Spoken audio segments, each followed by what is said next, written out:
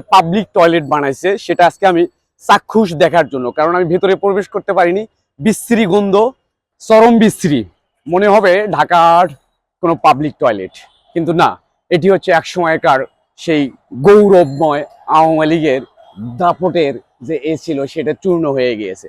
থাকবে না, থাকবে না, আওয়ামী লীগের অফিস থাকবে না। এই জন্যই আমি বগুড়া থেকে চট করে ঢাকায় চলে আসলাম এর এক নজর দেখার জন্য, কারণ এটা বিলীন হয়ে যেতে পারে। কারণ গত রাতেও তাদের ওই ধানমন্ডির জাদুঘর বিলীন হয়ে গেছে, এটাও বিলীন হয়ে যাবে।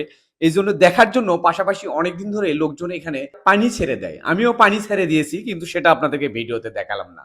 শুধুমাত্র এটাই দেখতে থাকেন। আর এটা দেখতে দেখতে ইতিমধ্যে বেশ কয়েকজন সাংবাদিক আমার কাছে চলে আসে, তারা ভাবে যে আমি হয়তোবা সেই পার্টিরই কোনো একজন লোক এটা দেখার জন্য চলে এসেছি।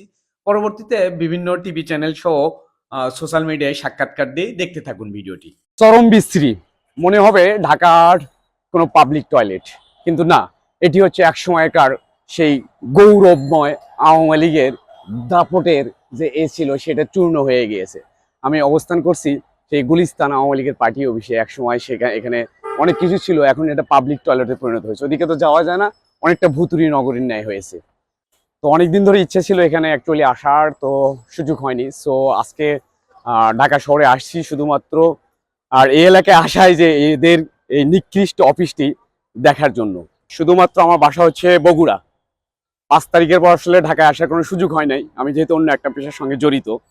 তো একটা উদ্দেশ্যে আজকে গুলিস্তানে এসে নামছি। আমি ডাইরেক্ট যেতে পারতাম, যে এই এক সময়কার দাপটশালী অহংকারী এই আওয়ামী লীগের যে পতন হয়েছে, আমি শুধু এর আগে ভিডিও দিয়ে দেখেছি যে লোকজন এখানে ভুতুরে একটা বাড়ি হয়েছে, এখানে পাবলিক টয়লেট বানাইছে, সেটা আজকে আমি চাক্ষুষ দেখার জন্য, কারণ আমি ভেতরে প্রবেশ করতে পারিনি। বিশ্রী গন্ধ, তাদের এই পার্টি অফিস মানুষের ঘৃণা ভরে প্রত্যাখ্যান করেছে, মানুষ এখন পাবলিক টয়লেট বানাইছে। তাই আগামীতে যারা ক্ষমতায় আসবেন তাদের উদ্দেশ্যে আমার একটাই কথা, জনগণের সঙ্গে এমন কিছু করবেন না যে আপনাদের পার্টি অফিস, আপনাদের জাদুঘর, আপনাদের বাড়িঘর এইভাবে পাবলিক টয়লেটে পরিণত না করে।